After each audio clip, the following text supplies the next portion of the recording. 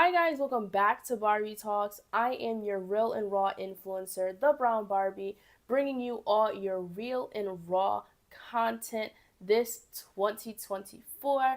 Happy New Year. I am so excited to bring you on a journey of self-discovery, thought-provoking conversations, and most of all, just becoming our best selves in 2024.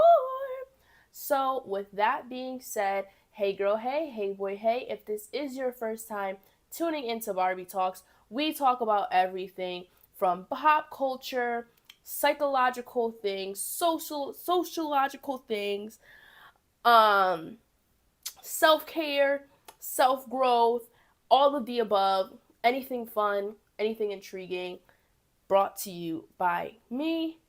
If you are listening on Apple Podcasts, do not forget to favorite this channel so you can stay updated on every new update. And if you are watching on YouTube, don't forget to hit the subscribe button so you can hear every time we have a new talk, and they come out every Thursday to give you a little treat before the weekend, okay? So, today's topic, I'm not going to lie to you guys, I'm a little under the weather.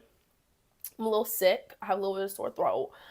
Um, I am a little sick, so this is not going to be one of our longer episodes, and it is another solo episode. Like I told you guys in episode 3, we will be starting off with a lot of solo episodes just to get us going. Today's topic is just going to be just academia, being black in academia, the pressures young black college students have, and how hard college life is, varying throughout institutions. There's private, there's HBCUs, there's publics, there's states. I definitely want to go more into this conversation, and this probably will be a repeated topic once school starts back again, because I'm currently on break. So hopefully I could find someone that I feel like would be very intriguing to have this conversation with. But today's quote is by Mary Ann Radmacher, and it says, "Courage doesn't always roar. Sometimes courage is a quiet voice at the end of the day saying, I will try again later." And I think this is the perfect quote to start us off with our topic of this episode is no shade. I just really want to emphasize this. It's just no shade. But the pressure is getting worse. If you are a black kid, a black child in college, a black young adult in college right now, it is so ghetto. I don't know if college has always been this ghetto. I don't know if something's up in the air, but it is so ghetto. Like, whether we're talking about finances, talking about involvement, campus life, things outside of campus life, mental, personal, it's a lot. And I really want to start this off by saying, if you are a college student right now, I am with you through this journey. I had a very rough semester that really took me by surprise. So, you are not alone with a lot of the things you feel. I actually had a graduate student tell me it's very similarly, like, you could feel like you're really alone, but you're not. There's so many other students going through the same thing as you, whether it's homesickness, things going on with your classes, anxiousness about, life post grad. You are not alone. So, take this video as your, we're trauma bonding here. We're trauma bonding. We are. Because we're going to get into some deep dive thoughts. Like I said, I don't have an outline. So we're going to really just, this is going to be a real authentic episode that we're just going to see where it goes, where it flows. But just understand your mental health is very important, not only throughout college, no matter who you are, no matter what you look like, your race, your background. Mental health is very important, but especially for the young black students, please prioritize your mental health. There are so many kind of undescribable things that we go through that I personally feel a lot of other students don't go through, and vice versa, there's going to be things that they go through that we don't go through. But prioritize your mental health, because the pushing through classes, trying to get through this, it's not going to help you. Making yourself very overwhelmed will not help your grades. It won't. If you are not prioritizing your mental health, it is just simply not going to help your grades. It's not going to help you get far. It's not going to help you enjoy this process. It's not going to help you get to anywhere you want to be, because if you cannot fill your own glass, you cannot fill other glasses. So I'm going to say that one more time, very clear. If you cannot fill your own glass, you cannot fill other glasses. And those other glasses are getting your schoolwork done, doing the best you can, involvement, work, internships. Your personality will start to get suppressed because you are just pushing so much for end goal. And I personally struggle with this, and I feel like this semester I'm very excited to kind of prioritize my mental health and just utilize a little more of my campus resources. That's also another thing too. If you are a college student, utilize your resources, utilize the pantry, utilize the therapist on campus, utilize, any faculty that is kind of a mentor. Utilize everything you can, because that's how you maximize your experience here, and you also get experience. So if you're unable to, take your mental health, I don't want to say take it seriously, insinuating that you're not, but if you don't put your mental health as a priority, a lot of other things are going to lack, and you're not going to realize it. Like they're just going to lack naturally, because how can you can't. You literally cannot do anything else if you are not feeling mentally capable of getting that done. So I say all that to say, just, you're not alone. And although it may seem like a drag, or the money's not there, or any excuse that we find in the moment to kind of prioritize ourselves last, really erase that this year. We have to be our number one priority so we can become the best we want, become the best we can be. We cannot enter these rooms, enter these spaces if we are not prioritizing our mental health.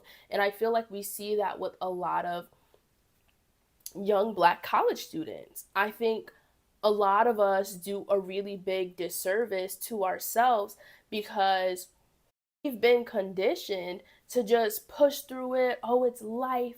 This is how you learn, and you got to struggle to get to the other side. No, there's so many lessons we can and will learn without that struggle aspect, and without that pressure aspect, and without that feeling like we have to be so strong and push through it, because that same strength that we're saying we have is going to be our downfall, because so much is going to pile up on us, going to get us overwhelmed, and we are literally going to crash. And that's why so many people, are depressed throughout college, suffer from many mental health issues, and not in a negative connotation with that, but it's really what I'm seeing, and from the people I've talked to, college is really a mental battle in general. But when you are a young Black person in academia, it's very hard.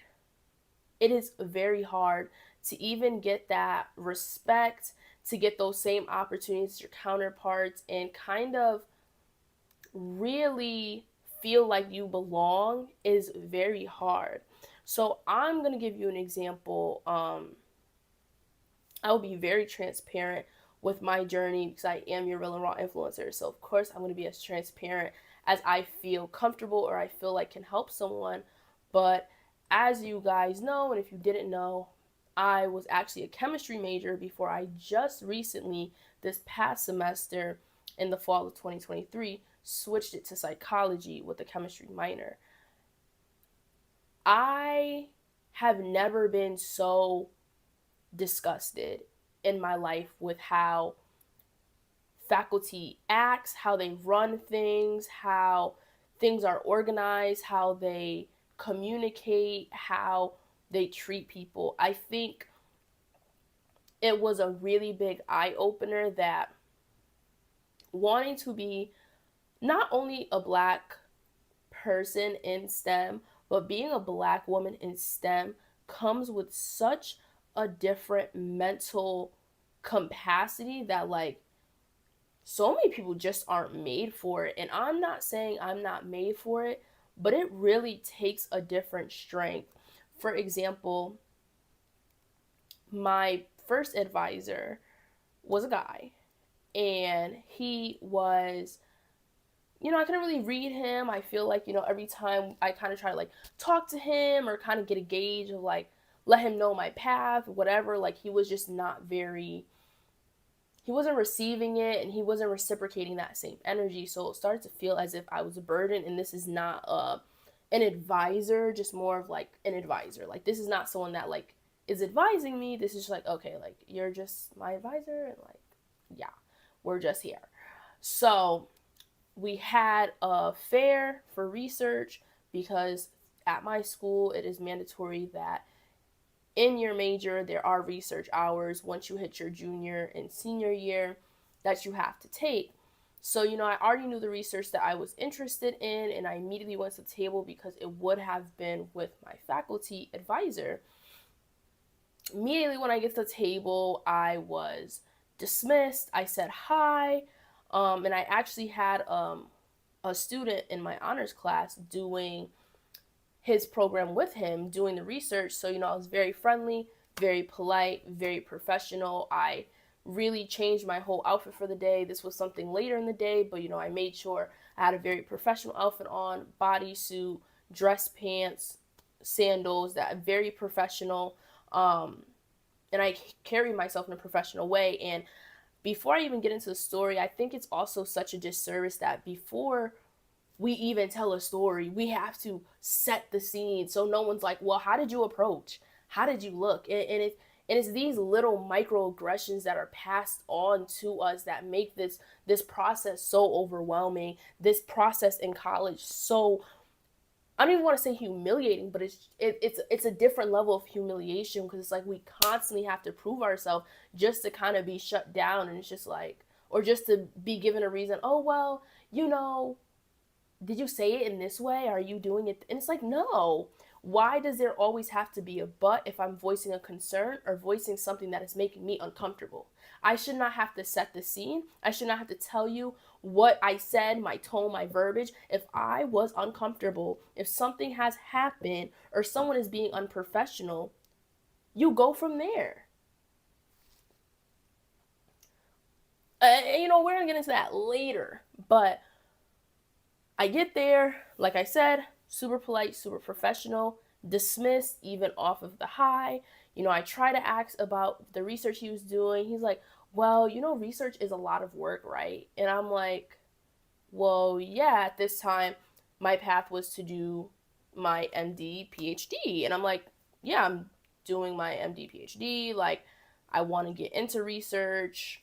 This is literally what I'm in school for, to do for the rest of my life, research. So I think I have some idea of how much effort and work it takes to do research.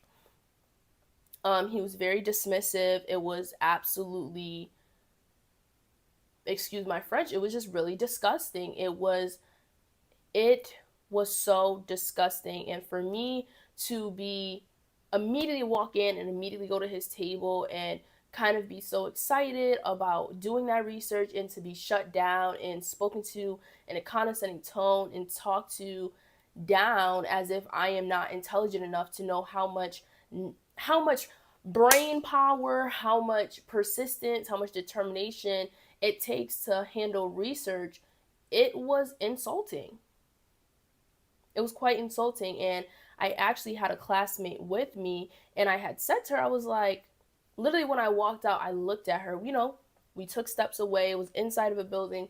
We walked outside, walked away. I literally stopped. I looked at her and this is a white woman, just painting the scene. I looked at her and I said, was I bugging? And she was like, no, I honestly don't know how you even sat through that as long as you did and how you were so respectful. Her words, darn near verbatim. And I brought that up to say there's so many roadblocks we have to go through and so many things we have to navigate that it's so overwhelming. It is so overwhelming, and it's not dismissing things our counterparts go through. It is not dismissing anybody else's story, anybody else's path, but it is just a mentally exhausting thing to constantly feel like you have to prove yourself, constantly feel like you have to do this, you have to do that, you have to present yourself in this manner and still possibly not be accepted. And don't get me wrong, that is the world, that is life. But this topic is about, being a young Black student in college. So, these are some things we have to go through because sadly, that's how life is. And, with all this, I think it's very, what is the best word? It's irony because, all that we go through, we have a lot of Black parents kind of like, you have to go to college, this is how you have to be successful. And it's like, and this is no shade, it's not being disrespectful, but they have never experienced college life in the way we would. Not even talking about the time, but even just in their day and age, they didn't live on campus, they didn't understand the dynamic because at that time they had different responsibilities, whether it was with us, whether it was they chose not to go to college, whatever it may be. I personally feel like sometimes Black parents can and just Black families can negate how stressful college is to the point where they just make it seem like it's kind of a high school thing, like, oh, you're done, you're good, like, for example, one of my really close friends, when she graduated, she did not feel, actually two of my friends, they did not feel appreciated that day or celebrated. And it's not saying that you need to give a dog a bone when they're doing what they're supposed to do. No, but also showing like, I'm proud of you. This was a milestone. This was a thing. Like, I don't even know half the things you probably went through that you didn't tell me. And you got to this point, you got your degree, and you're making an effort to have a better life. And the Black are, it's just crazy to me because Black families are, now I feel like we're kind of pulling away because, the boom of entrepreneurs and stylists and people picking up traits, people are kind of pulling away from college because we're seeing in order to be successful, you don't need a college degree anymore. That was the biggest thing. Everyone thought in order to be successful, you had to have a college degree. And now we're pulling away from that narrative. So obviously that's changing. But in the meantime, before it's a big, I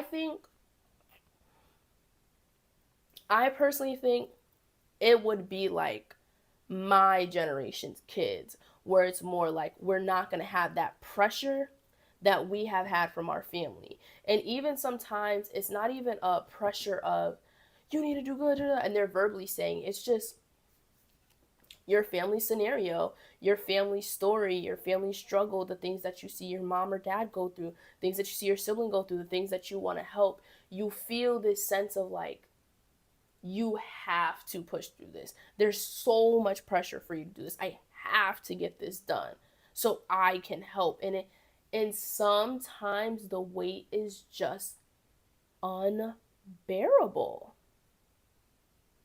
And it makes everything feel so heavy.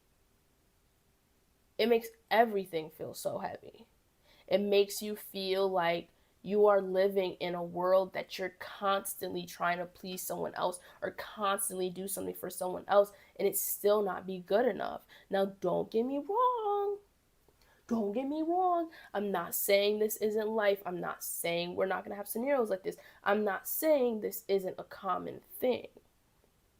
But I'm addressing what is going on that people don't talk about a lot. A lot of people do not emphasize the pressure young Black students have from their families just in so many different ways. And then how sometimes it's not even appreciated / celebrated.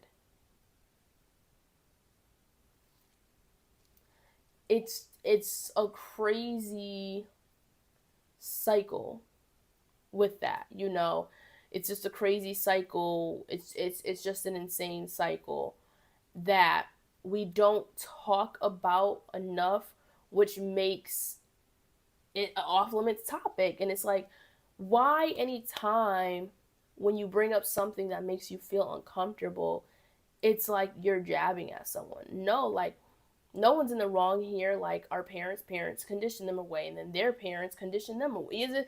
It's a whole domino effect. So it's nobody's fault, but things won't change until people start to open their mouth, speak up, and change the dynamic of how our society is flowing.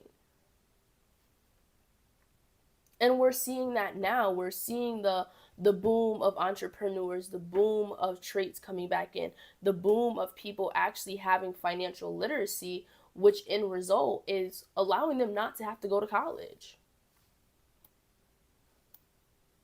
And I don't want to say I think the gag is, because I feel like that can come off really,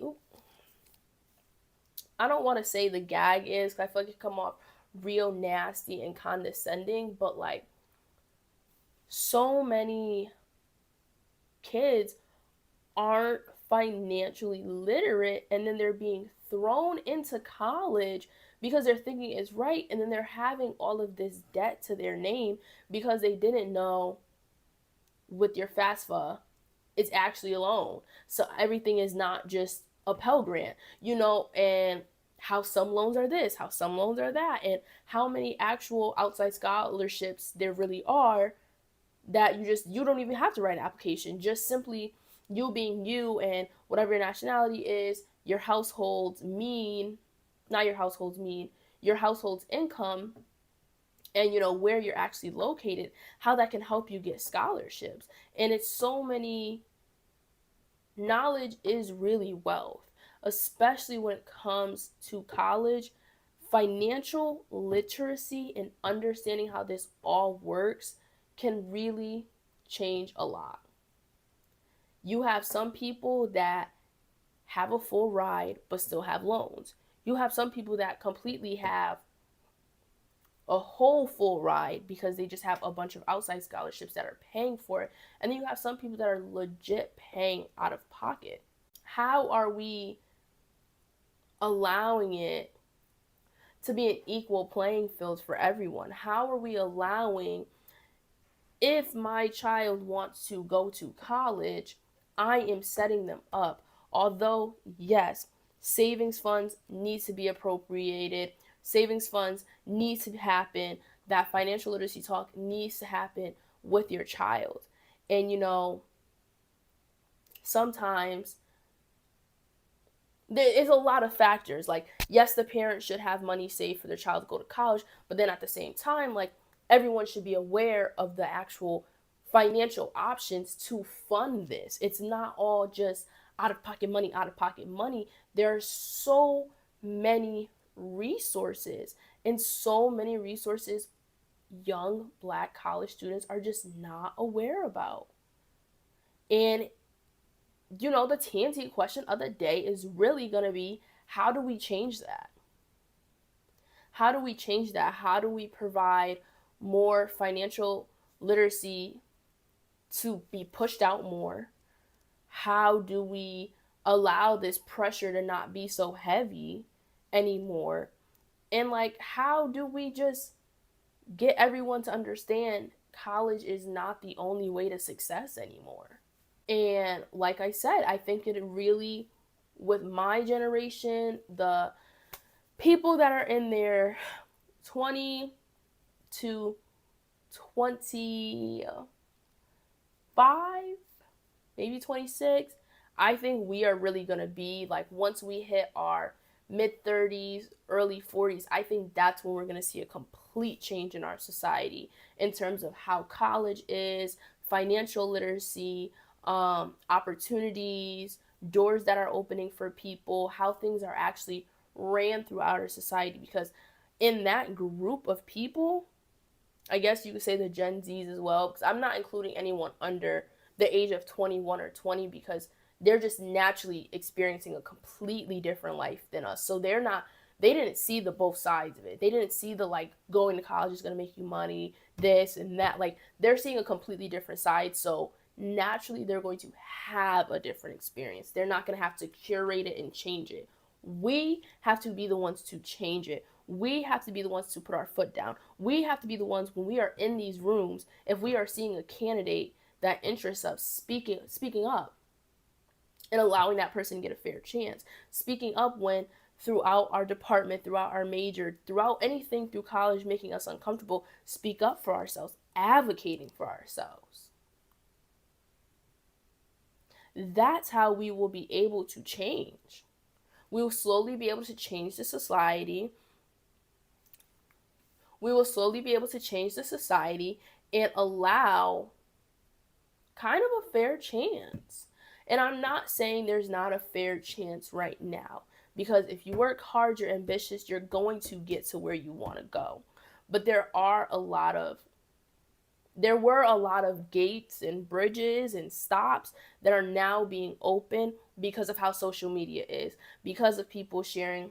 And, social media is opening this door for so many people to not only see new opportunities, gain financial literacy, but allow so many areas to become diverse. So many, even just for example, tech. The surplus of black women and men getting into tech, I really believe is from social media. Like, so many people didn't even know the jobs that were out there with the salaries without watching their favorite influencer, without seeing something on the internet, or, seeing a job and kind of researching it and then saying, oh, like, I see someone that looks like me. So not only is social media contributing to the actual literacy part and us learning the knowledge and us seeing different things and understanding it's achievable, but just the diversity throughout each career and each sector of life. And when I say sector of life, I also mean like, you can see someone in their 20s doing this, you see someone in their 30s, you see someone in their 60s giving you advice about what not to do. It's a surplus of information and knowledge right now that it's helping us. But we have to keep this going. We have to push this. We have to expand on this more. And I know so many people love to gatekeep, but there's no need to gatekeep. There's so much money in so many different careers. There's so many doors.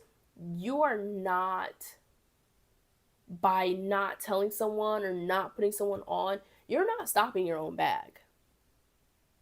Honestly, there's so much money out there. There's just even places to live. It's just an endless amount of possibilities. So it starts with us. It starts with you. It starts with me. It starts with the people under us, our nieces, our nephews, our little cousins, our older cousins, our grandmother, everybody just trying to share that wealth, trying to share that knowledge to whoever is ready to receive it and is ready to actually, kind of put their foot forward and try this out. And I said receive because, you're going to get some people that aren't ready to receive. They're not ready for the realization that you cannot go to college and make six figures and make more money than somebody who has a PhD. A lot of people aren't ready for that conversation. A lot of people don't like that and it makes them feel uncomfortable, but it's truly our reality. So the more we open up these conversations and we show these different scopes of life, it'll help show that there's not just one path of success, which will then trickle down to there not being so much pressure on young college students, especially young black college students. To wrap up this discussion, because I already told you guys I'm a little sick, so this was going to be a bit of a shorter pod today, but if you are that young college student, and especially a black woman and a black man, just prioritize your mental health. You know, there's so much pressure coming from so many different directions with us, and it's so much weight on our back. At the end of the day, we only have ourselves. We can only do as best as our mental capacity can take. And if we are not taking care of our mental health, that capacity is going to shrink, and it's going to be nothing, which is going to result in us not putting out our best work and not being able to do what we love, what we want to do, and be our best selves in these rooms. So, biggest thing to take from this video is just really prioritize your mental health. There's going to always be pressures, there are always going to be trials and tribulations with us, but we can push through that if we prioritize our mental health. And the first way to start by doing that is utilizing the resources on your campus. That is going to be your best first start to prioritizing your mental health. And then you never know who you're going to see after that. And then, join clubs, join things that interest you. If you have extra time, make your own club. Network with people, put yourself out there. The college experience is really what you make it. And, just put your best forward. Do as much as you can, as much as you mentally can handle. And, just put yourself out there, and you never can lose. You can never lose. If you have the mindset that every opportunity that's put in front of me is taught, okay, if you have the mindset that every opportunity put in front of you is there to either push you forward or give you a lesson to help you go forward, but nonetheless, everything is helping you get to your end destination, nothing you do through this time will be a waste. It will only be a benefit. Once we start shifting our brain to thinking like, oh, this might be a waste of time, oh, I shouldn't do it, yeah, now it's going to be a waste of time. Now it's going to have no value, because now in your brain, you have already pushed this situation in a category where this has no relevance to me if it's not how I want it to be relevant. I want to say that again. This situation has no relevance if it is not how I want it to be relevant. Every situation that happens throughout college, every opportunity, every organization, every experience, something can be taken from it positively and negatively. And negatively doesn't mean being passive about it. Negative doesn't mean being a negative Nancy in air quotes. It's just, there's good things and there's bad things. If you take those good and bad things and you apply those things to your life or future endeavors, you are inevitably going to be successful. Because now you allow those times where you felt like you weren't your best, or those losses in air quotes, to now shape you for the future, now push you for the future. Now allow you to use those critical thinking skills in your future job, and on, and then now teach somebody else. It just becomes a domino effect. So with that being said, I hope you enjoy. I just realized I didn't get a quote for today's episode, so maybe I'll find it and insert a clip. But thank you guys so much for tuning in. I hope you enjoy this short episode today. And like I always say, comment down below if you are on YouTube any topics, anything that you want to hear me talk about. If you want to be a guest virtually, whatever it may be, we can get that going. Thank you guys so much for tuning in and all your support. Once again, if you are listening on Apple Podcasts, do not forget to favorite this show so you can hear us every single Thursday. And if you are on YouTube, turn on those post notifications so you can know every time we upload. Bye guys, this was another episode of Barbie Talks.